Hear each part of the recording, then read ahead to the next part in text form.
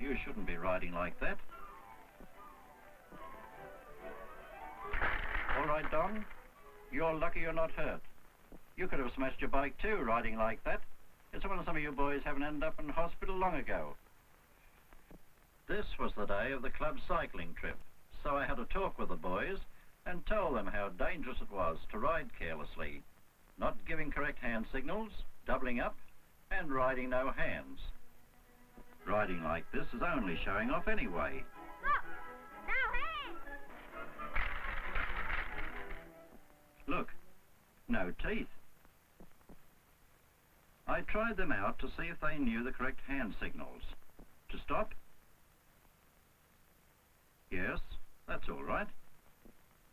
Now, to make a right hand turn. That was a signal many of the boys failed to give when they rode down to the club. How would you feel if this were done to you?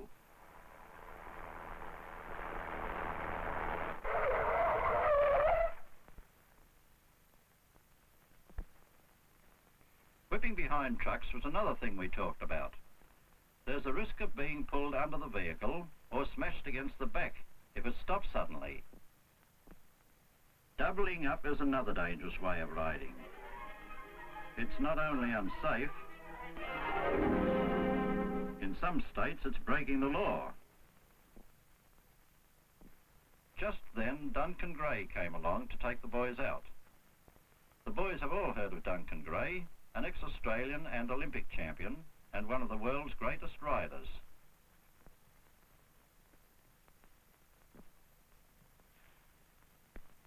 I asked him to give the boys a talk on the care and adjustment of their bicycles.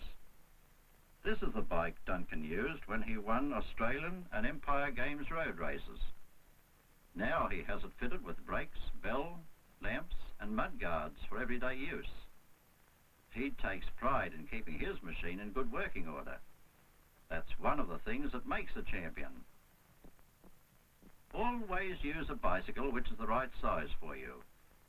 Duncan pointed out that Don had fallen off his bicycle because the seat was too high. He showed the boys how to adjust the seat to the correct height for the rider.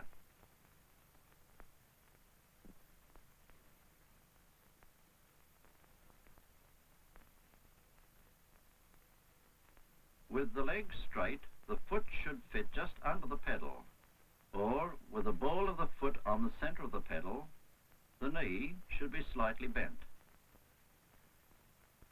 Now Don can ride safely and comfortably, and it's easy to get on and off.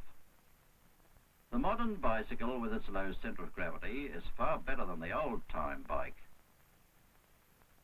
Just see the trouble Egbert had with his machine. Hard to get on and difficult to ride.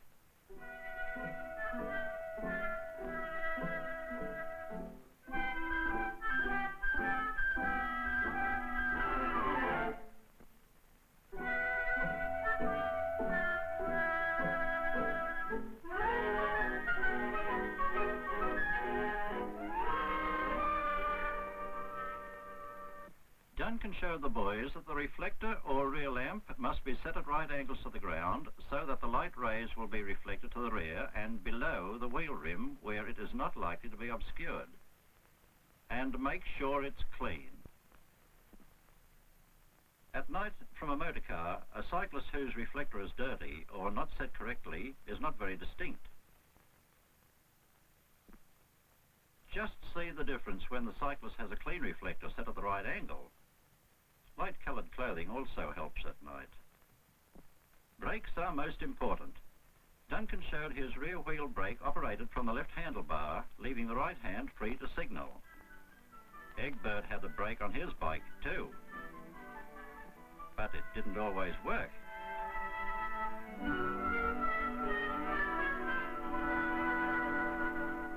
The old-time brake operated on the front wheel only and was not efficient. On the modern cycle, brake shoes act on the wheel rim. They must be adjusted at the right position. If they're too high, they may cut into the side of the tyre and cause a blowout. If they're too low, they may catch in the spokes and break them. Correctly adjusted, they will stop the wheels smoothly and quickly. A thing that Duncan emphasised was the adjustment of the chain. A loose chain may jump off the sprockets and be caught in the rear wheel or catch the pedal crank. It's often the cause of bad accidents. If your chain is loose, tighten it by loosening off the wheel nuts and pulling the wheel back. Make sure to tighten the wheel nuts again, then finally test the chain and see that it is neither too tight nor too loose.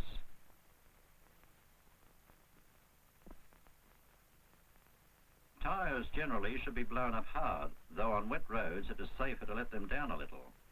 But under-inflated tyres make riding harder and cause the covers to crack. Buckled wheels are often the result of loose or broken spokes. Tightening or replacing these is a job for the expert. If amateurs do it, they generally pull the rim out of shape. That's what Ted had done. Most of the boys had looked after their bicycles. Duncan suggested that the few in bad condition be put aside and overhauled before they were used again. The others could set out on the cycling trip knowing that they were not likely to have accidents or breakdowns due to mechanical faults.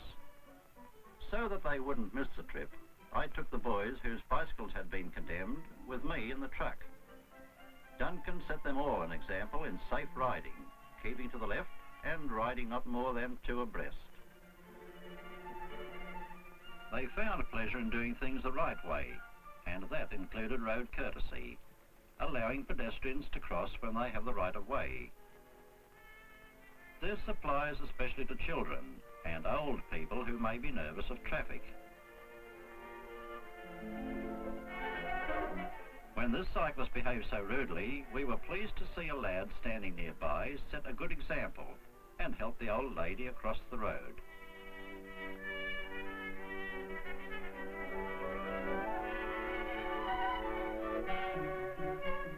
We chased the cyclist who had not only shown such bad manners, but had also broken the law.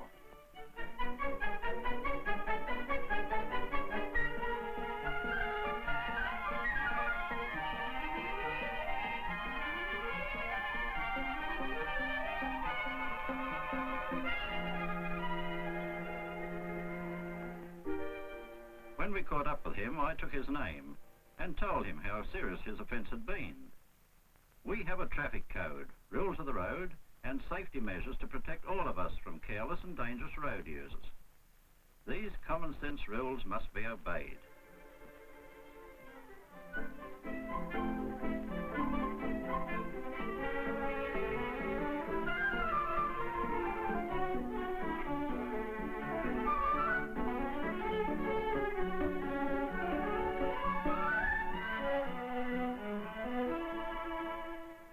In the hustle and bustle of city life, we must remember we have a duty to our fellow citizens and to show consideration to the less fortunate.